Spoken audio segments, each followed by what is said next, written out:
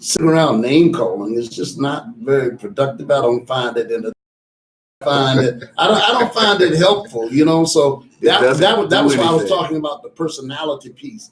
I know that there's that part of me. I know where I am on Donald Trump. I've seen his actions, and his actions guide my opinions about him. And I think the world is not going to be a safer place or a better place with him in charge. As a human being, and as a human being, he has redemptive qualities. I'm sure. But I'm talking about policies. Yes. Now, I'm not talking about whether he speaks his mind, which also is. It ain't necessarily the greatest thing in the world, because you can't talks about and we did talk about this a few weeks back, the fact that this cut was coming to food to the food program, and this rule right now is the first to take effect among several administrations on with us. Now I'm going to tell you that Tyrone, we're going to do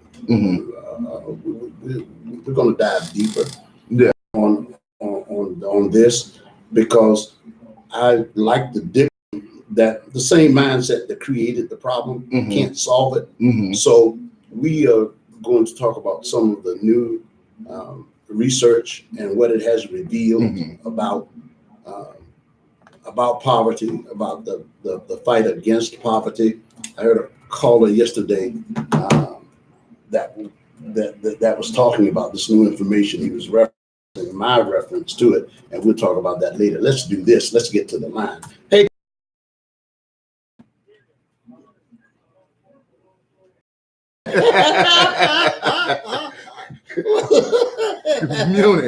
Munin, man. How are you? How are you, man?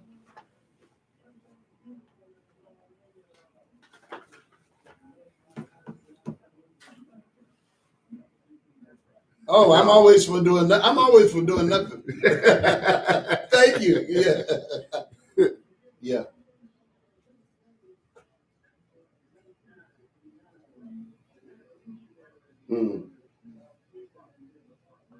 Fred Hampton in Chicago. Yes. Yes.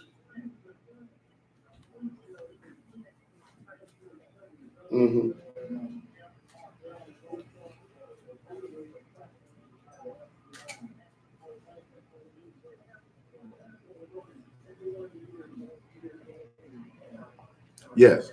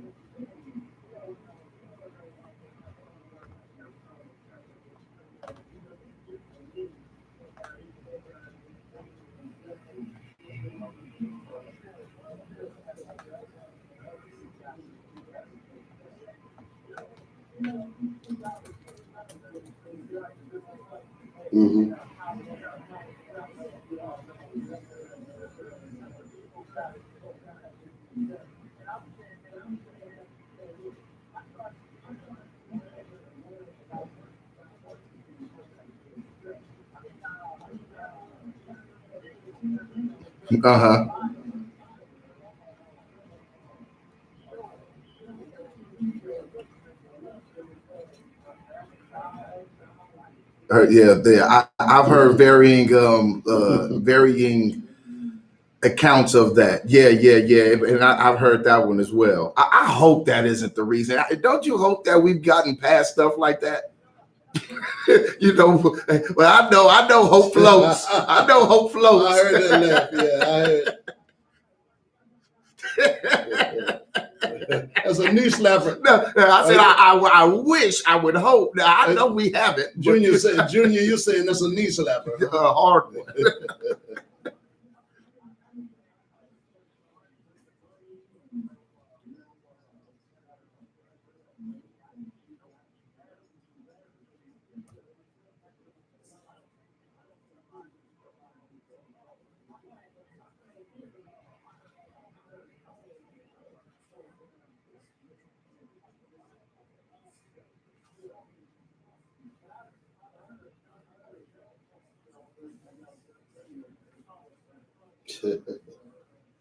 Mm.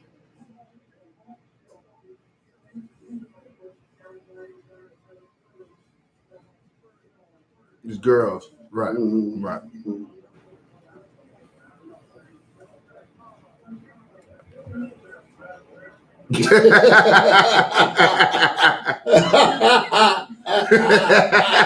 Boy, Mr.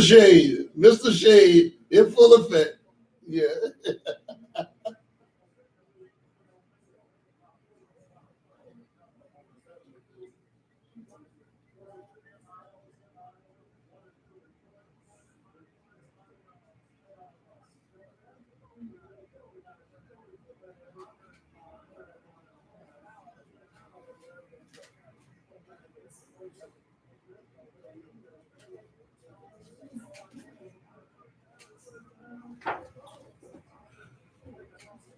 Wow, that shows a mindset right there. I didn't see it, but to refer to a grown woman as a girl repeatedly, guys, no wait, hold on. Wait a minute, hold on. Okay, I use the term girl from time to time, and I have to check myself because I only see myself as still, in despite these decades of being alive, I still refer to, just like I refer to Tyrone as a youngster sometimes, right? The young, yeah, right. And I do know people who I will say, hey, look, man, he and his girl, sometimes I'll say that. And the girl I'm referencing might be 56, 57 years old or long. You gotta be careful. I do. I do. But now I don't address people personally as and I hope there's a difference. People can see the difference because I don't say give that to the girl. Yeah. If I do it, I have generally tied it to somebody's name, to the person I'm talking about. So, yeah, that's his girl, man. And I think we live in a point in time too where it matters who's saying it and who you're saying it to. And that's a large part of who you saying. Now, that's not to excuse Leno, but please let me make this point because I don't have the information on what Leno was doing. Right. But I just wanted I don't want to set people thinking out there that every time somebody says girl. The other day I said dear to somebody and I use it all the time. And dear, but you know what? I'm concerned now. You can't call everybody. I started asking this on the air the other day, Junior. I was talking with somebody and I was just trying to be nice, and I'm not trying to be nice. I was, and I said thank you, dear, and then right away, because the microphone was open, I wondered if there were people in the audience, and I hadn't had this. Maybe it was an awakening moment for me. Yeah. I said, I wonder if that sounded kind of sexist,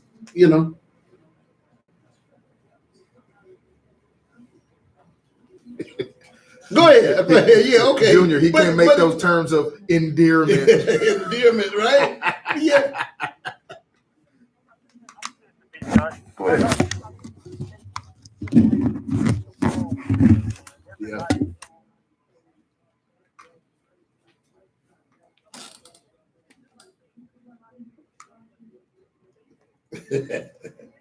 Yeah. What's that? Yeah, I got you. Yeah. But I don't know the Gabrielle Union context, and then that particular caller, as I listened to him, I think some of that's generational. I think, but I will give you something. No, go ahead, Jim. Say what.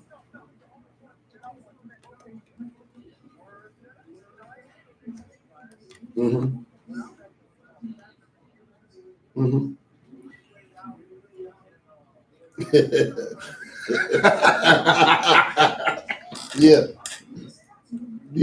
Oh, okay. Yeah. Okay. Yeah.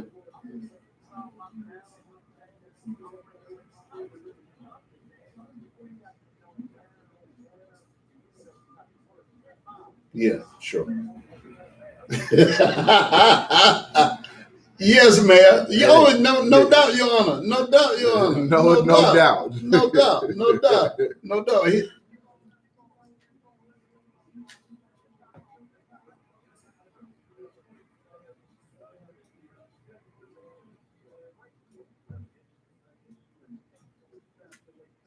Yes, it is. Thank you. Okay, thank you, Your Royal Shadiness. All right, that's Junior here on 1230 Radio. Let me get another caller, too. Caller, good morning. How are you? Hi, how you doing? I'm good. I'm good. What's happening?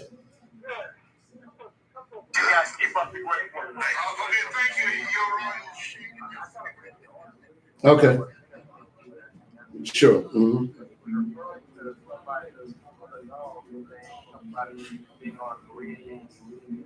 Oh.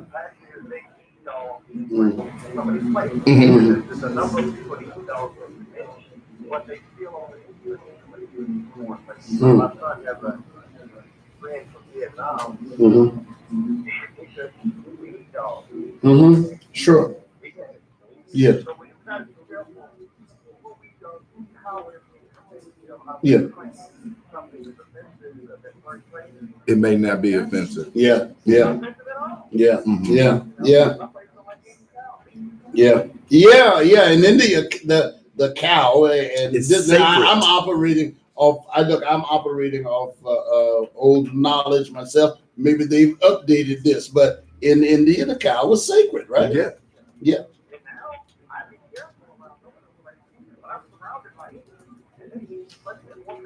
Yeah. Yeah. Yeah.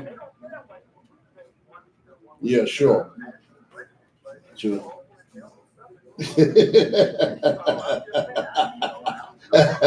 Yeah. Yeah. Yeah. Mm-hmm.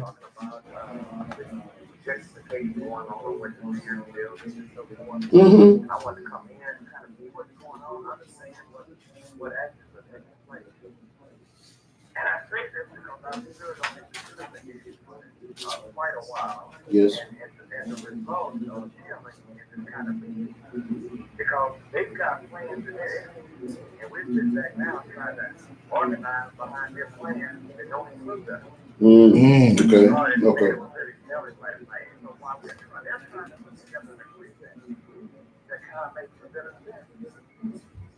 Other groups has already got plans, got contractors, got, trying to get final permits for the place, and already got permits for some other things. We don't even have a plan for what to do next. Which other group? Wait a minute. I got to put. I want to work in this commercial and ID, and then I want to come back because I want to hear about the meeting last night, and we'd love to hear about it. And you are just the guy to tell us about it. Hang with me, will you, please? Okay, 1230 KCOH Radio.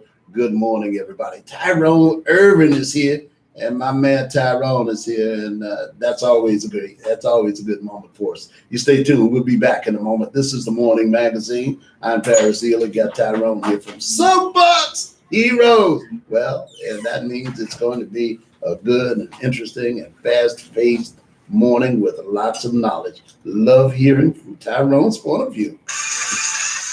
Fred Hoyer coming to you from Bayway Lincoln, your Lincoln dealer for the last 24 years. My service is key. Fred Hoyer. Fred Hoyer, winning tradition for 24 years. So call Fred Hoyer today at 281-929-6500. That's 281-929-6500 for your next new or pre-owned car from Bayway Lincoln. Credit, bad credit, your job is your credit. Give me a call. That's 281-929-6500. Let Fred and Bayway Lincoln make it happen for you this year on Lincoln Navigator, Lincoln Thousands, Lincoln MKZ, Lincoln KC, and the all-new Lincoln Continental and the new Aviator coming soon. Call Fred Hoyer today at 281-929-6500. Call Fleet Manager Fred Hoyer, 281-929-6500. Bayway Lincoln, 45 South Gold Freeway at the Fuquay exit. Call 281-929-6500. Bayway Lincoln, a part of the Bayway Auto Group. All right, 1230 KCOH Radio. We are back. Tyrone is on with our crew there. He's introduced me to a wonderful group of people, and we're going to have them on as well. Right now, we're going to pick up on Ray. I see the lines lighting up. We're going to get to you. We're just going to roll from line to line. As soon as we hear from Ray, we'll pick up the others. All right. Good morning, Ray. Okay. Yeah. Okay, Let's resume. So first of all, the people that organized this, that arranged this meeting and did the presentation, I think they did a great job of kind of laying out kind of an organization and structure. Now, beyond that greatness, I've seen this before. And as you've seen how this plays out, and ultimately, you're trying to get an agreement. These old folks are already over here executing on work. Who is this group that organized it? What's the name of the group? They have an official name. I had it in my pocket. I'll find it. But it's actually the lead people that are presenting was Dr. Asada Richards. Okay, Dr. Richards, I know her. And who? Yep, and Carl Davis. Okay, Carl Davis. No, Carl. Yeah, terrific people. Yep. Terrific And people. so Predominantly black, or was it predominantly black, or was it a? Well, that's what's kind of interesting too. Okay. So many people have Anglos have come into the community until there's quite a few of them there also. Okay. Now on the board with the organization, or who just came to the meeting? On the board, nobody from Rice as representing them for the project that they have going on. Okay. And so they're talking about a little bit about jobs and about business. But these things are already moving, and they're unstoppable because money moves things. Talk is just talk. And anyway, my observation was they're going to ultimately get some kind of agreement. By that time, the car will be out the barn. And we will have to go for the next spot, which is go find y'all a place to stay because you can't afford to stay here. I'm not going to run you off, but you're going to find that you just can't afford to stay. Well, okay. Like many other aspects of gentrification. What aspect do you think that people could start doing now to maybe prepare for it, or do you think it's too late to change the course of it? Because you say they already got contracts out there. The bulldozers are already bulldozing. So what do the people do who are in a situation to where, the gentrification is coming their way? What's the solution? What can we do? That's a breathtaking one because I don't think there's anything you can do. Okay. When I say that, I'm saying I'm looking deep now, and I had a conversation with some people, and I'm looking deep to say, what can you do? Mm-hmm. You have to prepare for the next step, which ain't, let me go back to the name of the organization, Houston Coalition for Equitable Development Without Displacement. Equitable development without displacement. Okay, that's important. Yes. So this was the purpose of that. So what were their primary concerns? Did they explain displacement? What does it look like in their minds? We know that they're talking about, building all of these facilities and housing that are unaffordable to people. So part of the displacement is to have a certain amount of affordable housing. They had several committees out there, and they're trying to get enough people, first of all, getting people involved because of the way the agreement is to be structured implies that you got a number of organizations and a number of people involved that care, that are concerned, right? And so they broke out into committees to try to help form rules of what matters in business, what matters in jobs, what matters in education, what matters in these different areas, so that when you come together, you put the agreement together, all of the areas are addressed. That's the good part of what they put together. Okay. It's just that the problem is that overall the horse is out of the barn. The process is too far down the line already. Absolutely. Well, and several people there, including Mr. Donato's had his trophy business there for 30-something years. Really? Is already saying he's going to have to go. His landlord, the property owners there where his business is already either they're not renewing his lease or it's unaffordable to pay for that. And let me say, Dr. Richards, Asada is someone I love a lot. She is not new to this fight. She's not new to this fight. She came to my attention. I've got great respect for her. She is known and loved in the community, and known for her commitment and known for her commitment to fighting for the residents over there. She's not an outsider. She comes from that, and she is truly a fighter. Isn't she over at the University of Houston? Now I think so. See, last time we were together, as a matter of fact, she did she used to do a show on the station along with Jolanda Jones and Gladys House. And Gladys and Gladys House. But this has been an issue for her. She's not a broadcast figure. This is what she does. She fights. This is her passion. And been sounding this along for a long time. Okay. So that would indicate what? That they found out about the plans late. They didn't have to move in what you're thinking is a timely manner before. I mean, and what does that? Are you saying you think that I'm going to see if we can get let's see if we can get Asala Riches on. I think she will, and then we can talk about it. What was the consensus? The people who do these projects, period, they're talked about 2 or 3 years 4 years in advance, or more. They plan them 10. Gladys House used to always refer to a 20-year, 50-year plan. Yes, these things are kind of planned on a big scale, 10 years out. That's right. And then, and then you get 4 years out. They're going to the architects, right? They're already getting stuff done, pulling permits. Then working toward permits, architectural designs, and all this kind of stuff. So by the time it appears in the paper, most of the folks, the players, have already been selected, and you're moving down the permitting process, and those final notices, public notices, start to go out, or you start to see signs appearing and stuff like that. Well, by that time, kind of pretty much the game, the rules are in, the teams are formed, and folks are rolling. You just watch out to get rolled over. Well, it sounds like they're only dealing with the owners of the property, and so the people who purvey or live on the property, if you're not the owner, then you're not privy to that information, is what it seems like. The people are getting it late. Like Rice University and other organizations, ION, and you're dealing with these organizations that have plans for use of that. Those are the people who've been at the table all along. I had a fundamental problem in TSU to give us business. They've awarded contracts off the kazoo to Anglos. Churches, as we described before, are doing the same thing. We turn around to somebody white and say, well, give me some business. No, it starts at home. Okay.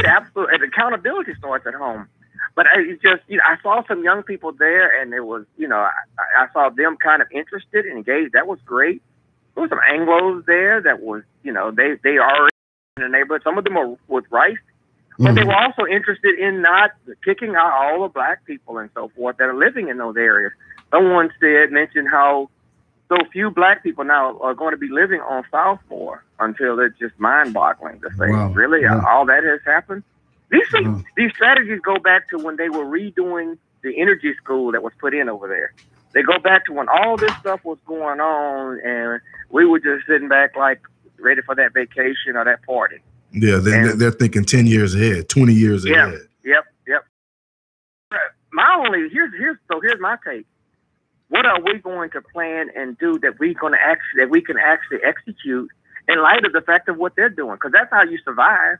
Yes. That's how you potentially thrive. Counter the action with your own actions. Where our plans that we're going to set beside those plans are plans are already done. The gentrification is unstoppable because it's economically driven. So I don't tell you to move away because you're black, but you just can't afford to because you're not connected to the money source. Yeah. I don't have to put a hand. I don't have to say a word. I don't have to throw any bad words out there or nothing. It's handled by the system of dollars. And so for decades back, as you've known me, I've been talking about those dollars and getting our fair share of various procurement instruments. I call them purchase orders, contracts, and stuff. So that when you're playing this game, you got enough money to play. It's like a craps table, right? If you don't have enough money to hold the hand, then you got to leave the table. Can't play. Yeah. You can't play. And that's why I tried to advocate for us to have our fair share so we can do what we need to do. Do it for our 20-year-olds and younger, our 30-year. We still viable. We still got to eat. We still got to survive in this place. Yes. Do it for us. Do it for our future generations. I just can't get the momentum going. I can't get the, as I've said before, people said, I'm sitting down here, it was surrounded by black people, and people say, you're the only one talking about black folks, because I'm talking about, okay, we can go work for somebody else in the daytime, but we got evening, we got weekends. Let's go try to build our own little ship, nice and small, but you can grow it, and you don't want to talk about black. So I have to go shut up. Go sit down somewhere. Do you think that comes from a pattern of starting to rely on people too much? Once you start to rely on people, you almost feel like you move out and that you rely on, like, people are lost. Do you think we rely on people too much? I think we've been conditioned for certain things. We've been conditioned and even up for somebody, and they're going to take care of you. And then we abandon so much economics because they didn't look good. A mechanic don't look good, but he makes good money sometimes, or she makes good money. Sometimes we'll be doctors or lawyers, or we'll be nobody. Yeah. And so we threw it's like buying a loaf of bread and throwing the ends away. It's like you're just so much good, and what we kept is so little that there's not much to hang on. And what action items did they resolve at that meeting that meeting that you're speaking of? Because there's so much to be worked on for each of the committees, I believe they haven't gotten to an action point. They haven't gotten a point to deliver, because ultimately the goal is to have this agreement with them that's supposedly legally binding, called a community something agreement. CBA, I believe, business agreement. Anyway, the goal is to have that agreement that drives certain inclusion points, certain jobs that pay at least minimum wages, a certain business inclusion where you're doing, whatever, 10%, 20% of the business goes to black people, black businesses or whatever. That's the underlying goal, or whatever that education piece is. But in technology, part of the problem is conditioning. We talk about affordable housing. That's our driver. It should be the tail end, because if we're making livable wages, I don't housing. They may say this house is too expensive at $300,000 or $400,000, but they don't have an affordable housing agenda, because they can afford. They can afford it, right? We're driving too many nonprofits. Let's make some profits so we can fund little leagues and stuff like that. We're driving so many poor things that are associated with the class, until we're not driving those things that are really big success oriented, where we now, I work for a number of companies here that funded other companies that got started and grew up into sizable companies that were making millions. Okay. And we're not, those conditions we haven't tried. We've been told, don't look over there. Like I said, our parents said, go get you a job and they'll take care of you. And they stopped taking care of you 20, 30 years ago, just that the effects haven't been fully flushed through. Okay. All right, Ray. Well, listen, at least you pointed us in the direction of the organization, and we should have them on. We should have conversation, because they at least seem to have a plan, and they've got working committees. Yes. And we'll see what comes out of that. And they're trying to come up Ray. with something. Great call, Ray. Great call. 12:30 KCOH radio. It's 14 minutes after the hour of 10 o'clock. 12:30 KCOH. Hello, this is Fred Hoyer coming to you for Bayway Chrysler Jeep Dodge in Pasadena at 4000 Pasadena Freeway. Bayway Dodge for service on our wheels today at 713. Well, it has been. That's been his war cry. Yeah, I like a lot of what he's saying, because KCOH, hold on, please. Hello. Hello. Caller. KCOH, hello. Hey, it goes well. Hold on, my brother. It's one of your guys. Hey, caller. Hey, hold on. Yes, you do got to be in the game to play, and that's why I always say, we keep saying, well, we want to be at the table, but if it's not your table, they can always pick the table up. See, this is it.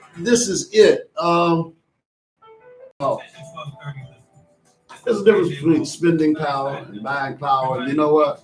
In order to have buying power, you got to have somebody willing to sell you something. Yeah. Or you must be able to get it through subterfuge. Yes. Just because you have something doesn't mean people say it. Yeah, it doesn't mean that it's because they want to keep power too. Well, that's the struggle. Yeah. Who's going to keep the power? Right. And so you got to create your own power sometimes, because nobody's going to give it up. Nobody's giving up power. You gotta take it. What you think, Robert? What do you think? Power. You think somebody's gonna give up power, or you think power is something that has to be taken?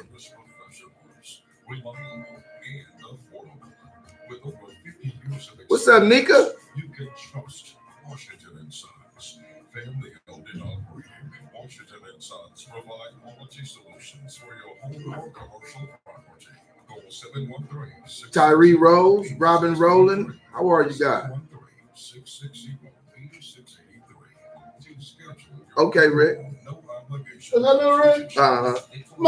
With integrity and honesty, we look forward to serving you. Be sure no interest, no payment, special financing.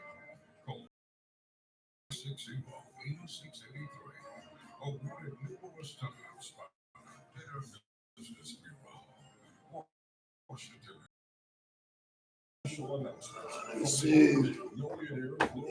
No one's giving up anything. Nobody is. I agree, Robert. But that's why I think you have to carve out your own niche per se. You have to.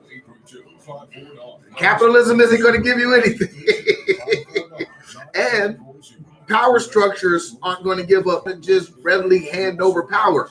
I'm sure you've been in the opportunity or been in a place to where getting a power to keep the hierarchy the way that it is.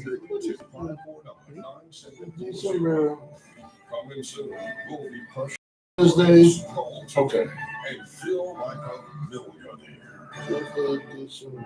This is Council Member Michael Kuba. I'm Rick as an outsider, and I ask you to put me on the inside so I can tell you what was really going on at City Hall. I have kept my word and will continue to fight for you. I'm Cynthia Barnes, Council Member Kuba. An outsider, and I ask you to put me on the inside so I can tell you what was really going on at City Hall.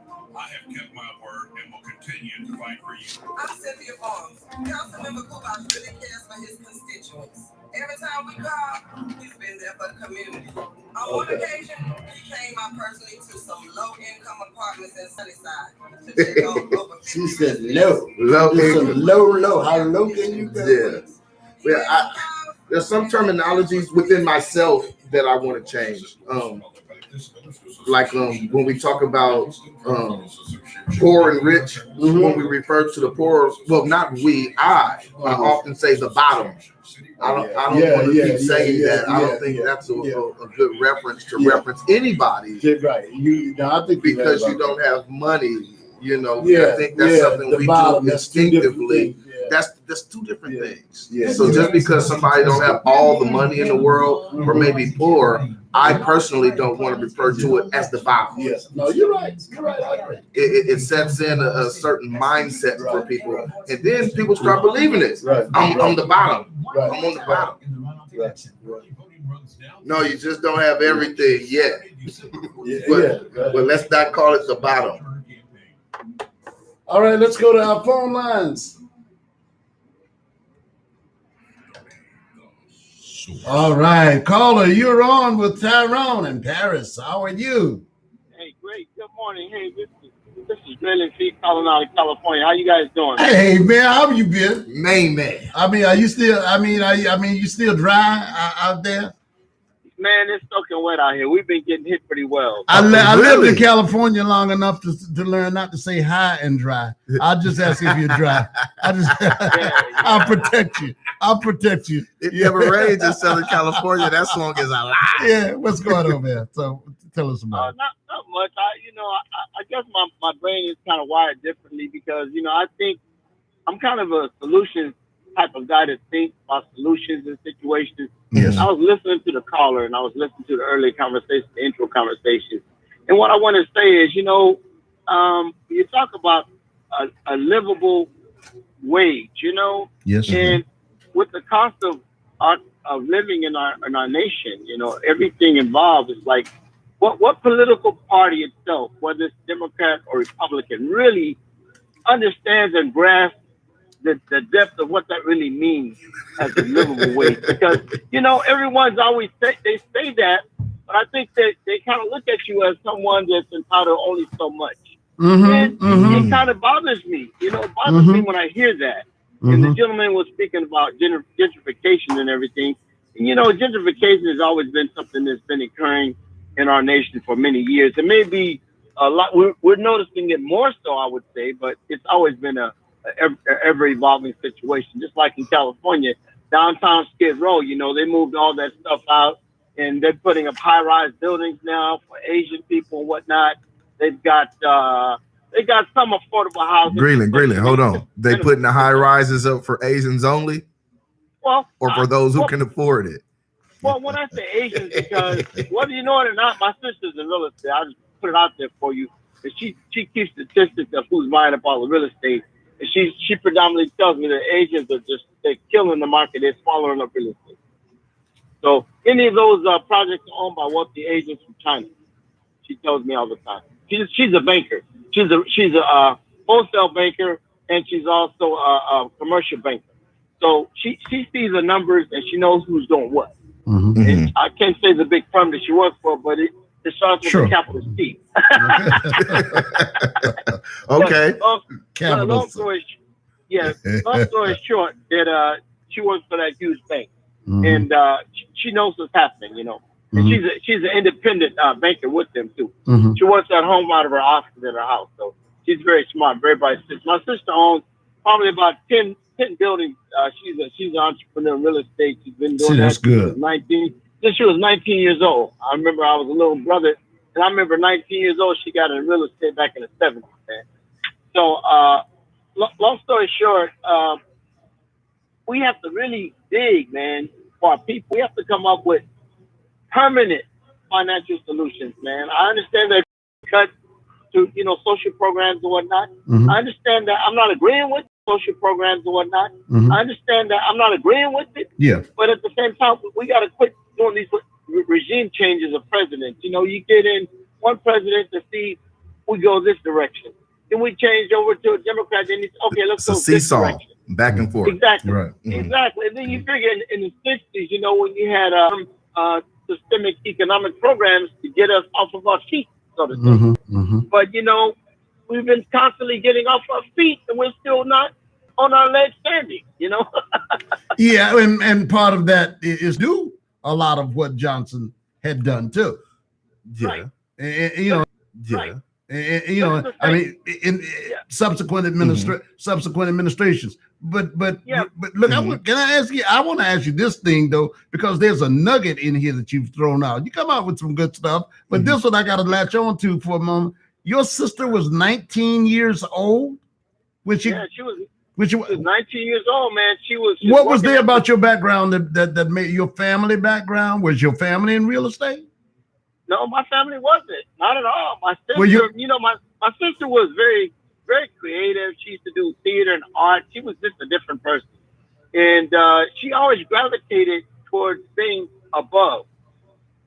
She was never complacent like most kids her age. She was never like that. I always watched her as a little brother, and she was always doing something completely left of what everyone else was. There something going on inside your house that pushed her towards that type of economic prowess to want to do that? Well, one thing, my father was a driven type of individual. He was always, hardworking individual, and he never told you not to go for your dreams. He always told us, man, go for what you want to do. So did he have a pot of money set aside for you guys? Did he help? But no, I mean, and here's the reason I'm pursuing this relatively doggedly, because people, these are the stories that I'd like young people today to hear. I mean, we talk about the forces that mitigate against us, and they are real. They are real. Make no mistake about that. But man, when someone, we need to talk about the success. I just want to take a moment to celebrate that, and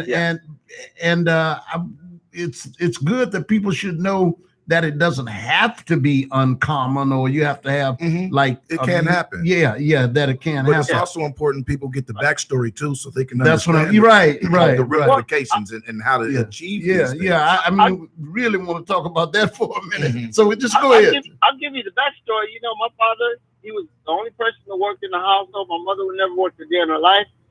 With 6 children, I had 2 older brothers, 2 older sisters. I had 4 older sisters. Excuse me. I'm the youngest, and I had a brother who is a little bit older than me too. Okay. And basically, you know, everyone went to college, no doubt. But at the same time, it wasn't like he set aside money for us to do anything like that. He may have said, well, you know, you go to college, I'm gonna help you out. I'm gonna let you do what you got to do. I'm gonna provide your car. I'm gonna pay for your, you know, your college tuition, and I'm keeping you going. If you keep a job going, you know, he kind of gave us fundamental. Gave you incentives. You know? Sure. Right. He gave us incentives what to do. He said, because, you know, I don't want to raise any criminals. I don't want my kids to not get a piece of their dream. You know, he just talked basic. And, you know, pretty much for the most part, everyone, we found our own direction in life. And my dad lived for us to become senior citizens before he passed away. So he watched all of us develop and take off into our direction in life. And my dad lived for us to become senior citizens before he passed away. So he watched all of us develop and take off into our directions to do what he wanted us to do, I should say. So, yeah, it doesn't have to be. It doesn't have to be. It doesn't have to be where everyone is struggling to get ahead. I don't really see that's necessary in our society. I think that I'm different from my sister. I picked a different avenue for my own financial growth and opportunity. She picked a different one. My other sister, everyone picks a different avenue. But at the same time, you have a potential to be what you want to be. It can happen. It can happen. It can like happen. I said, I came from a financial background where I was a finance manager at a company, and I did loans and things of that nature. And I moved up the ladder. They put me in charge of overall sales projections. They put me in a different departments. I got moved up everywhere, wherever I went, because I worked. And they found out that I was a multitasker. So they would probably fire 2 people and give me all 3 to of the pick you up. So, you know, so that worked. So you were the So you were the immigrant. You were the one taking people's jobs. You were taking jobs. Yeah. I've been the immigrant, and then I watched them come about after me, and they said, well, you know, he's bilingual, so he's got to step on you. So I see, now they cut my throat. I got to either go back to school and learn Spanish, or I got to change careers. Okay. Yeah. No, I get that. And that's a whole other show. That's actually that's a topic that you know that is a prevalent. But look, we thank you for. I got a few other calls on. Really, you know, we always enjoy hearing from you. But that particular nugget today is going to set up a future conversation too, because we are exploring a book here called Good Economics for Hard Times, and we're going to talk about that with the audience. Audience, I'm gonna have to get into that. Okay, sure. I want to be a part of economics because I got a lot of things I could deliver to help. Okay, we should do a book club, Harris, and add that. Okay, well, we'll you know what, and Tyrone will get in touch with you and tell you what we're doing here, because we're going to talk about accessible economics. For accessible economics for instinctively, I know they're different because you can have a lot of money, but people have to be willing to sell you stuff too, don't they? Yeah. And we gotta know assets and liabilities. There's a lot of different things that we need to know. I like to say this last thing before I get off the phone. There's a lot of free money out there. What I mean by free money is there's money that investors will take risk and put in your hands if you have a plan. Wow. Okay. Wow. So you have to get to that understanding. That's why Greeland is the international man of intrigue. My man Greeland. All right, Greeland, listen, you and Tyrone can put that together and we'll talk about it, okay? Thank you so much, my friend. All right. Bo, good morning. How are you, sir? Thank you for holding. Hey, good morning, Parrish. What's happening, my brother? What's good? Hey, good morning, Tyrone. Good morning. I'm going to take issue with Greeland on something he said. Okay. He said his mother didn't work a day in her life. I heard that. Okay, but go ahead. She might not work in corporate America. Oh, but she worked. with 6 kids in the house. Yeah, what he said. And I'm sure he will agree with you on that one. I think he will too. I'm sure he will agree on that one. I heard him say that, and then I heard 6 kids. Traditional job. Yeah, I know. Traditional job. Yeah. Cause my own wife would be on me if I didn't catch that. Oh yeah. You got 6 kids, you're working. You're working overtime all the time. And she was funny. CEO. Yeah. And apparently she raised some wonderful children. That's my point. And chief creation officer as well. I like that. I like that. Yeah. So that's funny. That aside, Greenland, I'm gonna move on to the conversation at hand. And I love my brother Rayford. Yes. And I was intending to make that meeting last night, but I had something emergency come up. And I heard Dr. Asada Richards on a different program on a public radio station kind of address some of these issues and mention some of the stuff that was to come. Yes. To talk about it, but Rayford is right on it. And I was listening to your commercial while y'all was on break, and some of the political commercials talking about that. We put them down there to be an insider, and to let us know what's going on. Evidently, we don't know everything that's going on until it's too late. Okay, until it's too late. Yeah. Because to me, if you're a politician and you in county government, city government, and state government, there's some forecasting going on, and there's some players that both in the public and private sector that knows what's to come. And I watched a concerted effort where we used to be in key positions, and we used to be able to pull coattails to certain people as to things to come. Yes. Now we're no longer in those positions. We've been pushed out those positions to be in the room to learn about stuff to come. Or if we in the room, we're not pushed out those positions to be in the room to learn about stuff to come. Or if we in the room, we're not saying nothing to nobody else.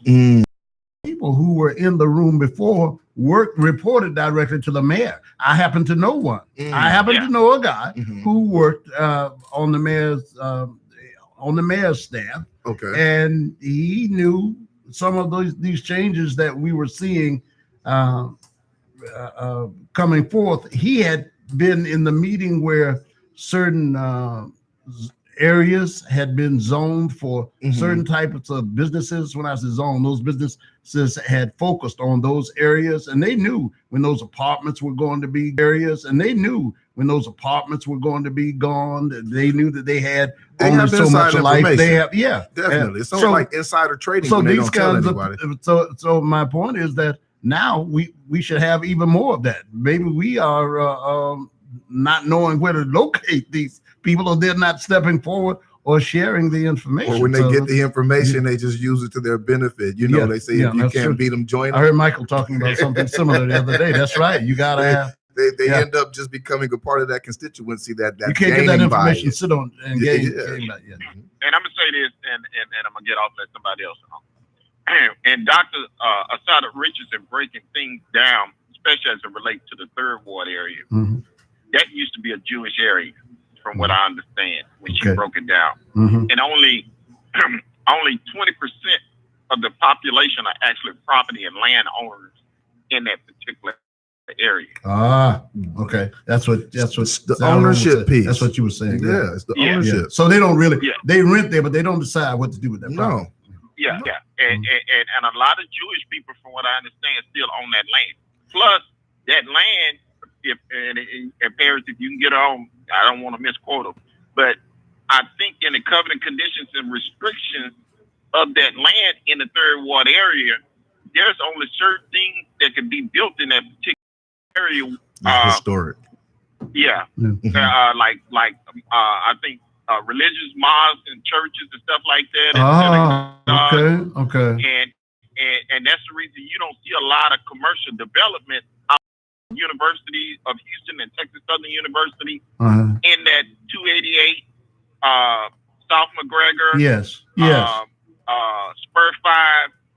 and I-45 corridor. That whole encompassed area, if you just think about it, and after she said that, I started thinking about it. That's what's in that particular. There's not a lot of grocery stores. H-E-B is coming to 288 in North McGregor, but outside of that, you don't have a big population of shopping centers and stuff.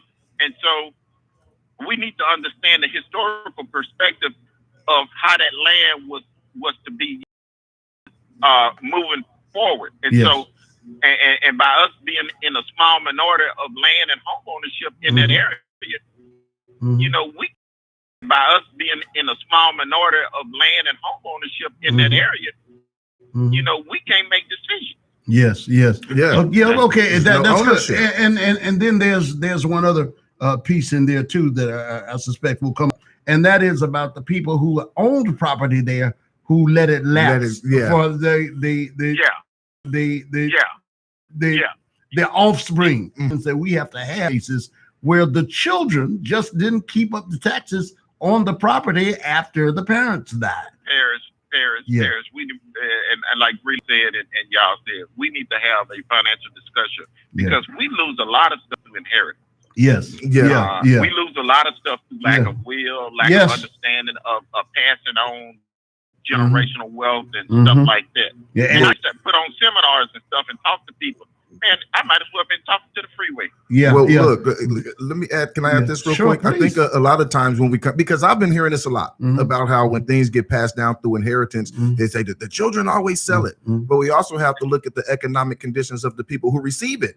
Listen. If they're in economic despair, that was the piece I was getting ready to add. When we talk about the drug epidemic, we forget about what it did to the children who, I mean, some of those people were alive and functioning, but the drugs had a devastating impact on our community, on generations on down, on generations on down. I can say that from my own family. Even wealthy kids, but wealthy white kids in their families, the wealth ran deep. It was true wealth. It was more, they had a pad for their fall. They had a pad for their fall. And I hate to put my family out there like this, but man, my in-laws in recent years, I'm so upset with them because they just, to me, you have to talk about, I'm going to put it like this. They done gave away 2 pieces of prime property and nobody walked away with anything because of insight. Now that's a big and that's thing. Not that unusual. That's right. Big. That infighting. I'll be one to say I've noticed that isn't something that's just based on one race. No, it's I've seen infighting come for the money with every race. But when you have a little from the beginning, and you're going, that takes you to the negative. You don't have a cushion. You don't have no room for the infighting. And this is the way I broke it down to them. Y'all always want to talk about what the man got, right? But y'all just handed almost $500 million over to the man. And what do y'all have? Y'all ego. Later, Paris. Later, Tyrone. All right, man. Thank you so much. 1230 KCOH caller. You're on. You're the last caller before we get to the hearings. I do want to catch some of that so you guys can hear from the legal minds here. I think 4 experts so far, 3 are in agreement with impeachment, and there is a dissenter on there. I want to hear from him too, and that's good. They have to have a dissenter. Of course, as well we should. They have we to. should, yeah. Well, we should. Rules. Hello, caller, you're on. Hey, Paris, and Tyrone. Hey, BRT. We came from age with Paris when words meant something, but when people said meant something, even in 1882, in an AME recorder, they wrote down sticks and stones, right? Break my bones, but words would never break me. But and they put that right beside Ambrose in the 4th century. He said, "When in Rome, do as the Romans do." Right. Amen. Yes. The thing is, I guess you need to know what to say and where you are and what you said. You know, if you're in South America and you're throwing up these signs, you need to know that means that somebody's with your buffer. I mean, come on, man. Know where you are when you're doing certain things. So So I guess, just when we used to sit down and they say, hey, go around the back and tell the boys to come on up here. I mean, come on, man. Yeah. We know the difference. I mean, We know the difference, I think. And it's just sometimes, we know when we hear the term boy in certain places, man, it's the context. You know, yeah. You know what they mean, and you know how it's said too. It depends on who's saying it and who you're saying it to. Yeah. It's just like, like Paris, Tyrone, like I can say, how you fellas doing? I mean, that could mean another thing, that there with, hey man, I see y'all sharing your pink berets together. But anyway, I can let me get All right, BRT, take care. 1230 KCOH Radio. Let me say good morning to my guys, John Gay. Hello, Daddy Morris. How are you, my brother? Yeah, lots going on. My man McGinty, how are you this morning? My brother Link, what's going on? All right, they're out there, Charlie Frazier and the guys. Charlie Frazier. My man, Ralph Cooper. Well, Charlie Frazier is quite a guy. He is. Listen, I love Charlie. How about we're going to move on to the impeachment? Yeah, the hearings. But here's something. I'm glad you said the hearings. Yeah, because I said impeachment, and I don't want people to think that this is just the impeachment. Yeah, the end part. These are the hearings. These are the hearings. Yes, I want to get into this. I teased it yesterday, and we are going to do it in the future. We talked about good economics for hard times, and you have to be careful in these kinds of things. These things are laden with emotion, right? Yeah. So I was listening to a caller yesterday who was paraphrasing me. He didn't pretend to quote me directly, but he did say, in paraphrasing me, he said that I suggested that now this woman has come with the answer, this economist. Well, he's talking about a woman by the name of Esther Duflo. Okay. And I thought she and her husband is Abhijit Banerjee. And now they are both economists, and they are known as the Nobel couple fighting poverty. And for the past 2 decades, they have tried to understand the lives of the poor in all their complexity and richness. And that's their quote. And how an inadequate understanding of poverty had blighted the battle against it. Now, let me say this. When people speak in generalizations, right? This woman doesn't purport to have the final answer to poverty. I have not heard yet. Say she has the answer. As a matter of fact, she is in fact a scientist, not a politician. It's politicians who speak in terms of, I can fix this for you. Yes. Nobody can fix it but me. Politicians speak. Well, like that was one specific politician. Yes, but these people get their credit. For me, their credibility comes from the fact that unlike people who simply talk about it, because we complain about people who talk about things, right? But then when we get people who actually study things and go do it, we dismiss them as elitists. We call them elitists, right? Because we say, what do they know? Yeah. But very few people do what they've done. These people, Duflo and her husband, they won the Nobel Prize in economics, but that's not enough. But that doesn't qualify. That doesn't make them an expert. The be all and the end all. And they wrote, along with economist Michael Kremer, they won the prize for a very specific thing: their experimental approach to alleviating global poverty. More than 700 million people live in extreme poverty, according to the World Bank. Yeah.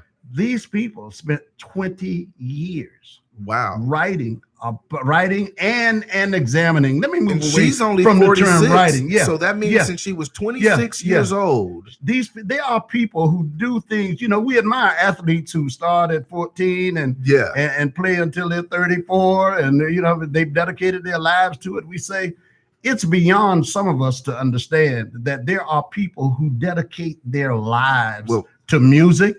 People who dedicate their lives to studying etymology, the science, astronomy, biology. all sorts of things. There are people who have loves, and they come to know knowledge that the rest of us don't have, and many of them put their knowledge down so that other people who are interested can examine the same thing. Right. That's so the you can thing study about their knowledge, findings to pass it along. To pass it along. They don't do these things for fame. I guess everybody wants to be a superstar researcher if you are going to be one. But many of these people, doing the it out of difference love, is they don't. You don't find them on TV a lot. You don't find them. They are quietly going about their work, doing what they've they been do. on a 20-year quest to alleviate poverty. Yes, that's noble. So she did an interview along with her husband, and I mean, let's acknowledge first when the people do have something that many of us don't have. We talk about poverty and conventional economic wisdom. She says this was her answer. They asked her, what is it that we get wrong about our understanding of the major drivers of migration? Because many people like to link migration to poverty. They say that if you offer more jobs, then people are going to leave where they're coming from. And that's the reason people are coming here to the United States, right? And they're saying, but you're looking at that wrong. Because if that were true, we would have people moving from rural places into cities, because that's where the jobs are. But they that's put it in the micro level for us to understand. To understand it, right? She says that is one way to understand that it's just wrong. You look at internal migration, where we don't even have barriers. Like I mean, you can go from here to Oklahoma, and you don't need a passport. You don't need all. But people don't just leave. People don't just leave to go to Oklahoma because they heard there's cheaper, a lot of jobs. Or there's more jobs. Okay. They say we can see people don't move easily in very large numbers. From rural areas, towns in developing countries, from cities and towns affected by trade shops in the U.S. to other cities. People generally will stay where they are as long as they can, because they've got home and family there. We make the mistake in believing that because there are jobs here, that's the reason people are coming from Guatemala. People are coming from South America. People are coming because their lands are not capable of growing food anymore. Our food policies worldwide have had an effect on these people. Our domestic policy. Our domestic policy in the United States drives some of that too. So people are not just doing that because they want to be over here to take our stuff. Most people want to stay where they are unless there's a huge problem. And I can even say it on a smaller micro level as well. Look, I know people who will complain for 100 years about how expensive it is in California, but they won't move. They won't move. So they say, the dominant story in the United States has been the open rage against immigrants, which goes well beyond purely economic resentment. See, there's something driving this other than the economy. Immigrants do not only take our jobs, they say. They are criminals and rapists who threaten the very survival of whites. Interestingly, the fewer immigrants there are living in a state, the less liked they are.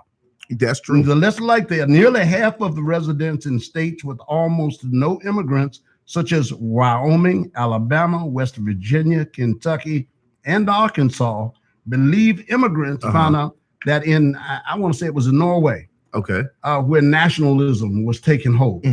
88% of Norway was white. They want to keep it homogenous. Right. They want to keep it homogenous. 88% was white, but you know what they were worried about? 12% immigrants who were, quote, flooding the country. Well, we were talking about that earlier. It's the power. You stoke fear. You stoke fear of the other. So 88% of the people were scared that 12%. Those 88% are afraid that 12% is going to multiply and multiply and multiply, and then take them over. Although they control the laws and the governing boundaries, bodies, the rules, and everything. And they control the propaganda and the fear mongering as well. Now it goes on to say here, though, that this phenomenon predated 2016, but Trump's election made it that much easier to talk about it openly. In a clever experiment highlighting this, researchers recruited online respondents in 8 deep red states, Alabama, Arkansas, Idaho, Nebraska, Oklahoma, Mississippi, West Virginia, and Wyoming. Just before the 2016 election, the researchers told these respondents they would receive a $1 bonus if they would let them make a donation to an anti-immigration organization on their behalf. Some respondents were told their choice would be kept private. Others, that they might be contacted by another person for verification. Now, before the election, more than half the people who knew the donation would be kept private said, okay, go ahead and do it, versus just a third who thought it might not stay secret. So they shied away from it. Yeah, if you don't have to, nobody has to know. But when the same experiment was conducted right after the election, that difference entirely disappeared. The victory of someone who expressed overt anti-immigration views had freed respondents up to openly give money to an anti-immigrant group.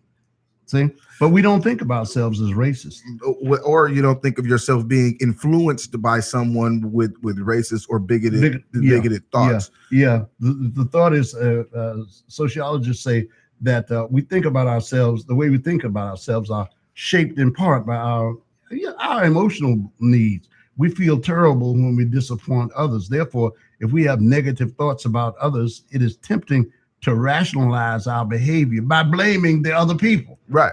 All right. You find some fault with them to rationalize why you feel that way about them. The more we can persuade ourselves migrants are to blame for bringing their children with them, and we've heard that enough on these lines, the less we worry about the children in their little cages.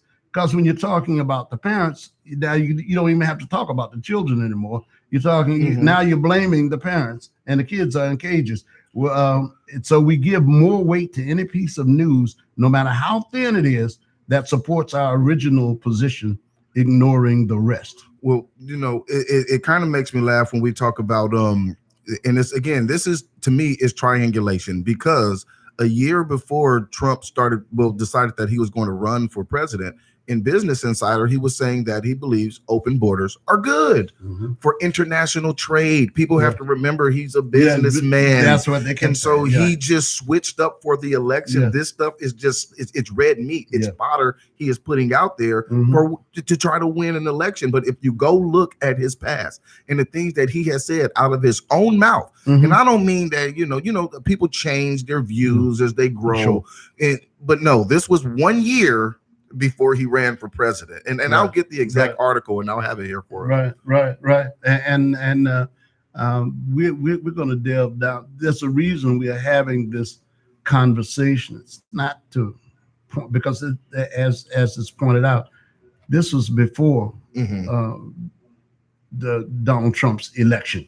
All right, so you can by no means lay this at the name of Donald Trump. Sometimes I hate to even mention his name with bad news. You know why? Because people think that you're assigning everything to Donald Trump, and I don't like that. I hear people do that. If the price of bread goes up, it's Donald Trump's fault. Now he has bolstered the sentiment based on the things that he says. He comes out with his chest out and his chin up, and he says these things in a firm voice, and people believe it, and they take it, and it makes it emboldens them to say it more. Yeah, but we got genuine complaints without making without making. We've had problems well before. But the author, I think she makes a very valid point. I think this author says inequality is exploding, environmental catastrophes and global policy disasters loom large. But what we get are platitudes. We get sayings. We get people will say. Well, look, the poor you have with you always. Well, yeah, your grass grows always too, but you keep cutting it. I mean, I don't get that. I don't get that. It's like, oh, let's not do anything about it because it's going to be here.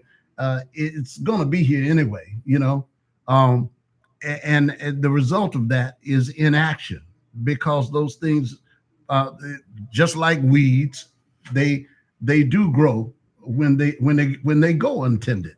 It's 5 minutes before the hour of 11 o'clock. KCOH Radio. Michael Lawrence Harris here. In a few moments, we're going to go right to some of the hearings here. Hello, this is Fred Hoyer coming to you for Bayway Chrysler Jeep Dodge in Pasadena at 4,000. Look, Parrish, now this is a direct quote. And I should read the quote without saying who it's from. Okay. And people will be surprised who it is. Okay. Here goes the quote. There won't be any winners or losers, as this is not a competition. It is a time for working together for the best of all involved. He continued in his sharp contrast with his current position that globalization hurts the U.S. in comparison to China. So then he was saying that globalization is good. Yeah. We need globalization. Yeah. He said we should work together. Yeah. Do you know this was in 2015, Parrish? This was in 2015. And that's why I laugh. Yeah. Because I know he don't mean the majority of things that he says. Yeah. Which ain't a good look for the president of the United States. But the people believe him. All right, let's jump in, Tyrone, and see if we can we can in this catch, committee and the on the House lawyer of here. Representatives do, sir, to defend those boundaries and to protect against that erosion. Precisely what you're doing. Does it matter? I'll ask all the panelists. Does it matter to impeachment that the $391 million, U.S. taxpayer dollars, in military assistance that the president withheld was ultimately delivered? Professor Feldman, does that matter to the question of impeachment? No, it does not. If the president of the United States attempts to abuse his office, that is a complete impeachable offense. The possibility that the president might get caught in the process of attempting to abuse his office and then not be able to pull it off does not undercut in any way the impeachability of the act. If you'll pardon a comparison, President Nixon was subject to articles of impeachment preferred by this committee for attempting to cover up the Watergate break-in. The fact that President Nixon was not ultimately successful in covering up the break-in was not grounds for not impeaching him. The attempt itself is the impeachable act. Professor Carlin, does it matter to impeachment that the unfounded investigations the president sought were ultimately never announced? No, it doesn't. And if I could give an example that I think shows why soliciting is enough. Imagine that you were pulled over for speeding by a police officer, and the officer comes up to the window and says, "You were speeding, but if you give me $20, I'll drop the ticket." And you look in your wallet and you say to the officer, I don't have the $20. The officer says, "Okay, well, just go ahead. Have a nice day." The officer would still be guilty of soliciting a bribe there, even though he ultimately let you off without your paying. Soliciting itself is the impeachable offense, regardless whether the other person comes up with it. So imagine that the president had said, "Will you do us a favor? Will you investigate Joe Biden?" And the president of Ukraine said, "You know what? No, I won't, because we've already looked into this and it's totally baseless." The president would still have committed an impeachable act, even if he had been refused right there on the phone. So I don't see why the ultimate decision has anything to do with the president's impeachable conduct. What's the danger if Congress does not respond to that attempt? Well, we've already seen a little bit of it, which is he gets out on the White House lawn and says, "China, I think you should investigate Joe Biden." And Professor Gerhardt, your view? I certainly would agree with what's been said. One of the things to understand from the history of impeachment is everybody who's impeached has failed. They failed to get what they wanted. And what they wanted was not just to do what they did, but to get away with it. We got to break that. And the point of impeachment is, and it's made possible through investigation, is to catch that person, charge that person, and ultimately remove that person from office. Impeachments are always